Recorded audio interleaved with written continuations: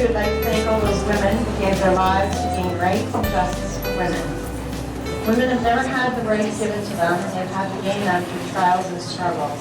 Nonetheless, we have come a long way, and we can never forget the sacrifices they made to help us become who we are today.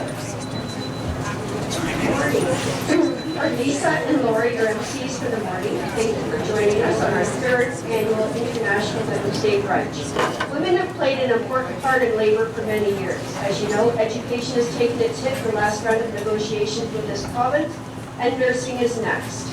Please fill out the cards in your program and leave them at your seats for us to pick up. And at this time, we would like to have our speakers come up.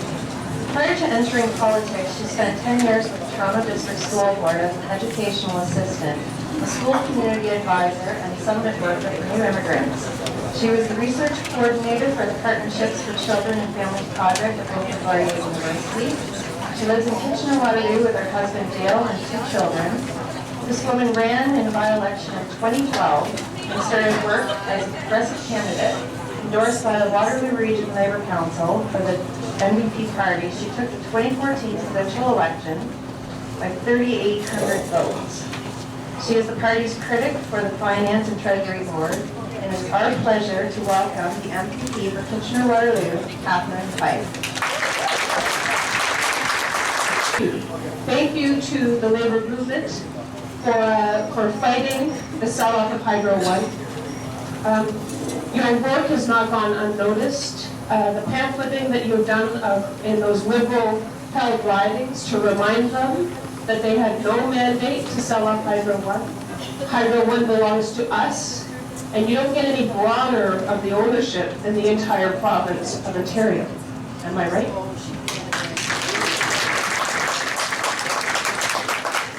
So I wanted to start off by saying I've been thinking a lot about what it means to be a progressive politician in Ontario these days. And I've come to the conclusion that one needs to be fearless and speak truth to power every single moment. I wanted to share with you some of the thoughts I have on how far we have come, how far we need to go, and what needs to happen to ensure that equality for women becomes a reality in the province and indeed this world. Yesterday morning, I actually attended the Chamber of Commerce. They hold an International Women's Day breakfast, and there were some amazing speakers there, quite honestly. There was these women had taken on roles in non-traditional professions, like policing, car sales, and insurance administration. And the moderator was Jean Baker, who's a friend of mine. And she's broken through several layers of that glass ceiling that women still face in almost every jurisdiction in the world.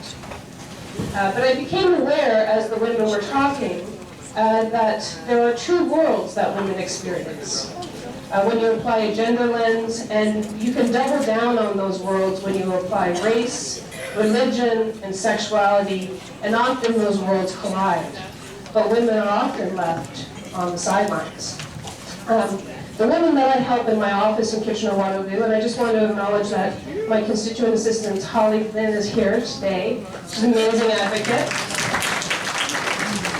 You know, if you want to reach your potential, you surround yourself with smart, intelligent women. That's my personal belief. Anyway, the women that come into my office, the panel that we saw yesterday was not reflective of the women that come into my office on a regular basis. And I couldn't help thinking of the majority of women that our office deals with who could benefit, 1, from access to quality childcare, from equal opportunity education, and from a housing strategy that would give them and their children a fighting chance to reach their potential. Because that's what we all want. Anyway, that's what I believed we all wanted, was to find a way for us all to reach our potential. The women who, for instance, who come into my office, we're dealing with a lot of faux issues, the Family Responsibility Office. It sounds like something out of a Harry Potter movie. But this is an office which is understaffed, which is under-resourced, and which is called to actually have spouses pay their fair share of child support, for instance. Those women who live on social assistance, when they're supposed to be paid child support, And when FO actually goes and gets that money, the Ontario government then claws that money back, if you can imagine. The government, of course, and the budget just came down last Thursday. They said the government's going to be studying the clawback of social assistance. They're going to do a select committee, another task force, another advisory group, and they're going to spend a whole year to study. And they said, actually it's in the budget document, April 2017.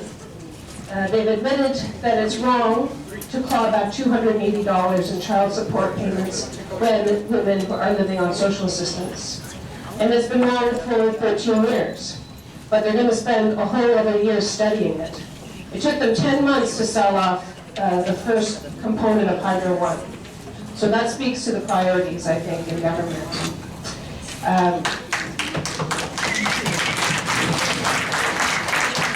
I'm a critic of saving and spending. So I see where the money is going. And the Finance Committee, we spend a good deal of time traveling around the province. We get on a plane. It's 6 Liberals, 2 Conservatives, and me. So now you know why I'm so angry today. But we heard from Ontarians from across the province, and one woman in Hamilton said that clawback literally is stealing food from her children. Literally. And just to fight to get the payment, and to have this bureaucracy fight to get the payment, and then for the government to come and take it from her.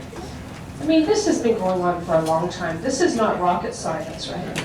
That this government decided to introduce the budget even before they got the feedback from the people of this province. We're still writing our report as the Finance Committee to inform the Finance Minister, which should inform the budget.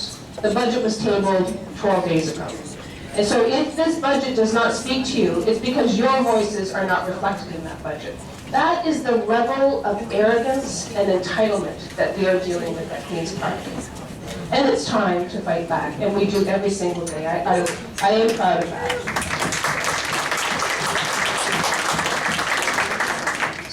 So as I mentioned, there was no new money for childcare in the budget. And even after all the research and all the evidence, and this premier who said that she's going to rule from the activist center, whatever the hell that means. If any government wants to lift women and children out of poverty and stabilize the economy to prevent a private sector, profit-driven industry that manages children instead of caring for them, in the spirit of early learning and care, then an investment in childcare is what you should do. Not only for the return on investment, which has been proven, when you lift mothers out of poverty, you lift their children out of poverty as well. And so when I think of the world of women in the workforce, I think of the women who've spent their entire lives taking care of children and not having the equal pay rights, opportunities that have been guaranteed to them for years, fighting for a $1 increase to get to $15 minimum wage, which is what the minimum wage should be in the province of Ontario, $15. The balance of power in government and their bureaucracies is very similar to what we face as women in politics. And I can tell you, because I'm a finance critic, I move in a lot of these, this world of finance. There are so few women in that world. Usually the woman, when I take meetings with investor groups, with lobbyist groups, you have to meet with everybody. Invariably, the only woman in that room is the secretary. That is the reality of the world. And you know what I do? I always make sure to validate her. I learn her name, and I thank her. And I change the culture. And that is one small step that we can do for each other, is that every time that you're in a room is to be respectful of everybody in the room, our male allies and our women as well. But we change a culture through our own conduct, the language we use, the behavior we share, the role models we are as parents. I want to talk about the women who are more mature who come into my office, the elders, if you will. And there's this one lady named Madge who came into our office, and maybe she's in her late 70s, and she was mad. I love these women who come into the office when they're 70 and they're mad. they get things done. And they don't leave that office until they get things done.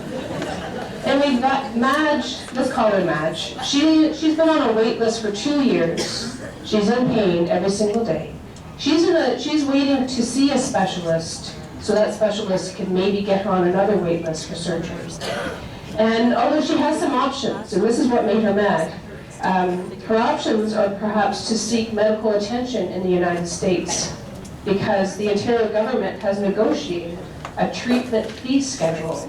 So it's cheaper for this government to actually send her down to the States than give her a compassionate option in the province of Ontario. So if you think that the privatization of healthcare was being done by stealth, it is right there in the open. It's right under your noses. Every time you pay, when you see that commercial on TV, for those of you who still watch TV, and they say, you know, all these services have been delisted. All of these options now you have to pay for. So now you should get insurance. You should get insurance for what used to be a universal healthcare system. If we lose the battle on healthcare, we will never attain our ability, one, to reach our potential, or social justice in the province of Ontario. That is a fight worth fighting for.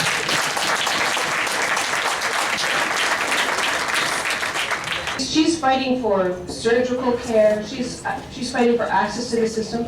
In this budget, there was an increase of almost 70% for drugs for seniors, for medications for seniors. We put one flyer on every single table. We never saw that coming. I can tell you during public consultations, no seniors came to our finance committee and said, you know what, I'm a senior and it's all good. You know, my electricity is affordable, my gas is affordable, my food is affordable, I have affordable rent. And by the way, you know what, why don't you raise my cost of my drugs? Because even though I'm on a fixed income, it's okay. Nobody said that to us. Nobody saw this happening. And so what the government has done is that they've opened up for more seniors to have access to a different plan. But what they've done is they've changed the threshold to $19,000. So if you're a senior and you make $19,000, this government thinks that you're affluent and that you don't need the reduction in medical costs. I'm proud I had a private member's bill that passed just this Thursday, and it's called Transparency and Accountability in Government Contracting Out. That's right, and it passed.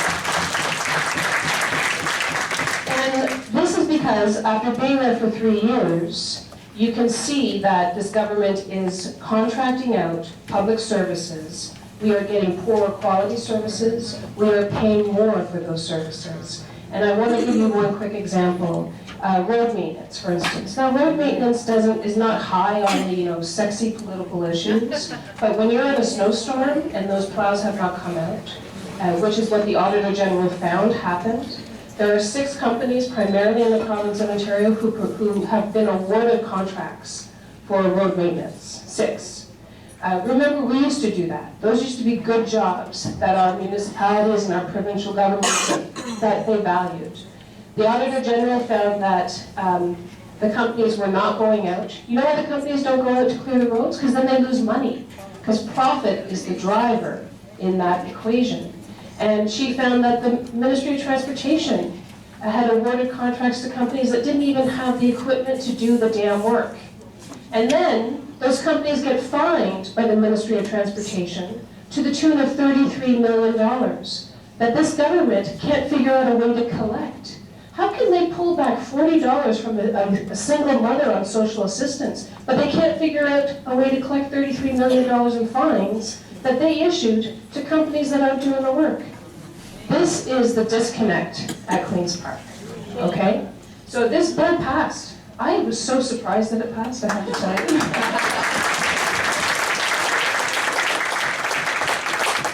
At Queen's Park, we're the first party in the country that has a majority of women in our caucus.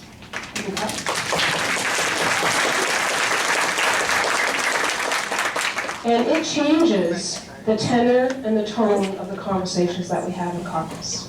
And the United Nations says that you need a balance of 38%. You need over 38% of women on a board, on a council, in a government to shift that politics. So we still have a long way to go in the whole legislature because we're only at 25%.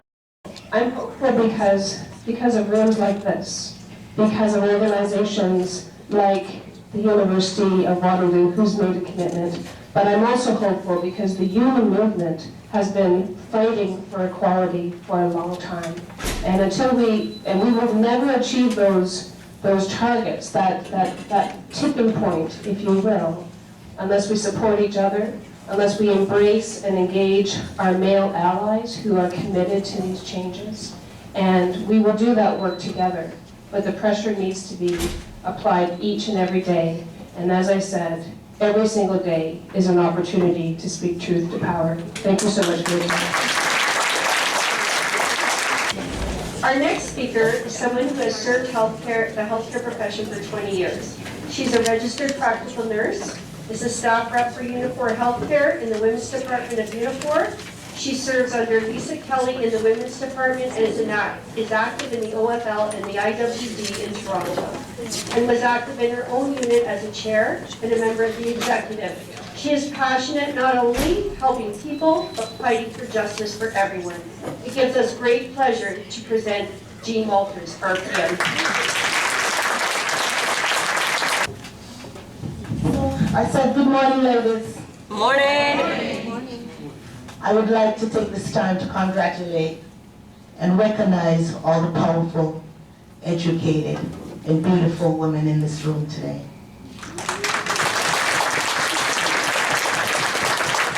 And yes, I said beautiful because I truly believe no matter what color, creed, or shape we are, we're beautiful. There's a poem that I'd like to dedicate to you all. And this is, I'm a bit nervous, I must say, because I'm leaning over and I shouldn't be when you're speaking, right? So I'm going to stand proud. As I said, I have my sisters and they got my back. There's a poem that I would like to dedicate to all the women here. And it was written by Angela, I think you pronounce her name, Angela Mayo. And it's about phenomenal women, and people use it every year pretty much around the globe when it's a Women's Day, International Women's Day event. I must say I was called upon to speak just only yesterday, and I've written something here, and I hope it will be well, and it will make you all proud. So the poem I'm going to dedicate to you all, I'm just going to read two parts because I don't want to bore you. And it goes like this. Pretty woman, wonder where my secret lies. I am not cute or built to suit a fashion model size. But when I start to tell them, they think I am telling lies. I say it's in my arms, the span of my hips, the stride of my steps, the curves of my lips. I'm a woman, phenomenal woman. Now you understand why my head's not bowed. I do not shout or jump about or have to talk real loud. When you see me passing, it ought to make you proud. I say it's in the click of my heels, the bend of my hair, the palm of my hand, the need for my care, 'cause I'm a woman, phenomenal woman. That's me. Thank you. Thank you. The labor movement, women committees are building strong advocates, activists, and leadership through educational courses, seminars, and conferences. We must continue sitting at the bargaining table and not at the side of the room, as Speaker Sheryl Sandberg states. My friend and colleague Deb Dwight once told me, if you ask men, why do they do so good? They would say, I'm awesome. If you ask women, they say, someone helps me, they get lucky, or they worked hard. See, as Sandberg states, men attribute their success to themselves. Women, on the other hand, attributed their success to someone else or some external force, environmental forces. She goes on to say, No one gets the corner office by sitting on the side and not at the table. And no one gets promotion. They don't think they deserve their success, or they don't even understand their own success. We know what we want. We have set our goals, and we are reaching for the glass ceiling. I came here in Canada in the 80s from Jamaica as a nanny. I earned a college certificate in nursing, and I worked really hard to achieve my goals. I am now working for a wonderful union that represents over 100,000 women who are concentrated in field-dominated sectors such as healthcare, retail services, and make up majority of our part-time workers. Union 4 represent a significant of workers of colors and Aboriginal workers. We also have significant number of women in manufacturing, that's in auto, with women in many leadership positions. My eldest daughter and her husband are entrepreneurs. My eldest son is the manager for a store in Waterloo. My two younger daughters, one is an architect, the other is in her fourth year in university, majoring in clinical neuropsychology.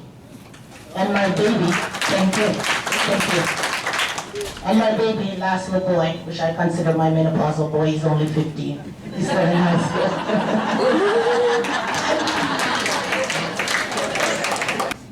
Always remember, though, despite all the efforts, there are always people who will tell you you're setting your sights too high. They'll try to put you in a box. My daughter, who's doing her PhD, was told by a counselor at school, I know you're smart, but you're so pretty, you should go into modeling. Yeah. Currently, my daughter, Farina Pina, is doing cognitive assessment at Toronto Western Hospital with people who have epilepsy, Parkinson's disease, and other brain insults. She's brain insults to see which thinking skills can be affected and suggest treatment and surgery if it would help. She's also helping to run a memory intervention program for older adults who have sustained a brain injury, example like stroke, to teach strategy to improve memory and overall brain health at Baycrest Hospital. She gives individual therapy through New York University Psychology Clinic and taking academics courses there as well. Right now she's in class in psychosocial oncology and will be taking a course next month in New York. Why am I telling you this? I'm not only telling you this to show up, and yes, I am showing up about my daughter. I did a good job.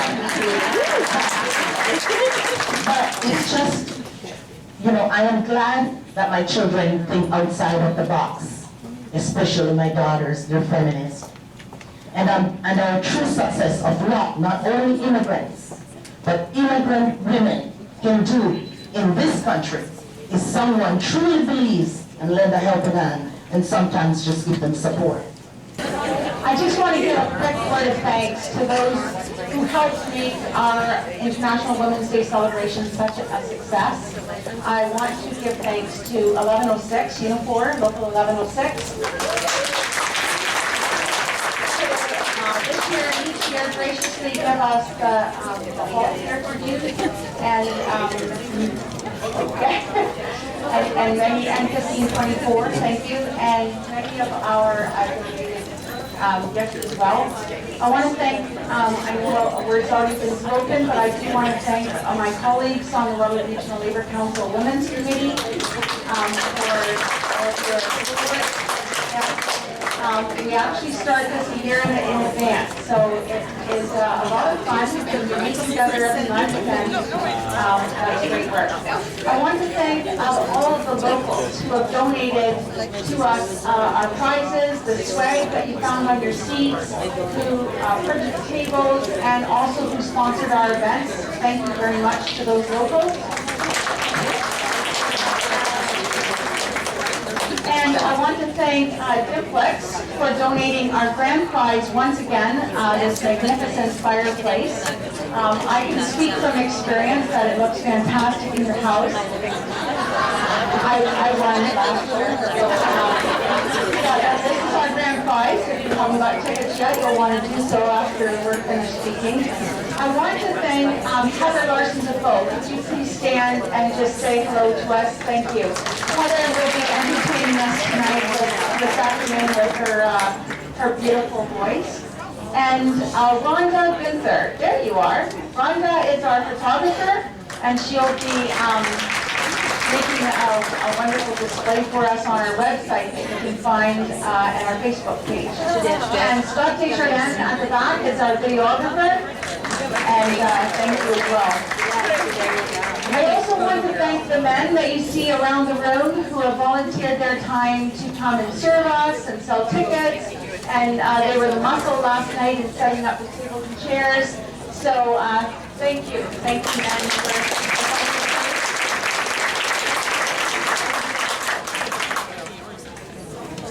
And I want to thank you, the beautiful women of Waterloo Region who have come to join us today and celebrate with us today. Your passion and your volunteerism and your activism help to shape our community into what it is and help us to make this International Women's Day truly a celebration. So thank you to each of you, for sure. I just want to recognize a couple of people who are with us today, our councillors from the City of Cambridge. We have Pam Wolf. You can give us a hello. And Shannon Akshay at the back there. They are both earnest workers within the City of Cambridge, and they're also Better Choices candidates. So they support us in our work, and they support us at the Waterloo Regional Labour Council as well. I do want to give a special thanks to our speakers. Catherine, your passion and your accomplishments and your work are truly an inspiration to the women, not just in Waterloo Region, but in our province of Ontario. So thank you for your support and all that you do. And Jean, are you still here? Yes, Jean, thank you. I want to thank you again for being so willing to speak to us last minute. And your address was so moving, and your poem, wasn't that awesome? That was a beautiful poem. Thank you so much for being here. I say no. As we go marching, marching in the beauty of the day, a million darkened kitchens, 1,000 will lost gray, are touched with all the radiance that a sudden sun discloses. For the people hear us sing, bread and roses, bread and roses. As we come marching, marching, we battle too for men, for they are mothers, children, and we mother them again. Our days shall not be sweated from birth until life closes. Hearts starve as well as bodies. Give us bread, but give us roses. As we come marching, marching, unnumbered women dead go crying through our singing their ancient cry for bread. Small hearts in love and beauty, their trudging spirits new. Yes, it is bread we fight for, but we fight for roses too. As we go marching, marching, we bring the greater days. The rising of the women means the rising of the race. No more the drudge and idler can the toil where one breath closes, but a sharing of life's glories, bread and roses, bread and roses. Our life shall not be sweated from birth until life closes. Hearts starve as well as bodies. Give us bread, but give us roses.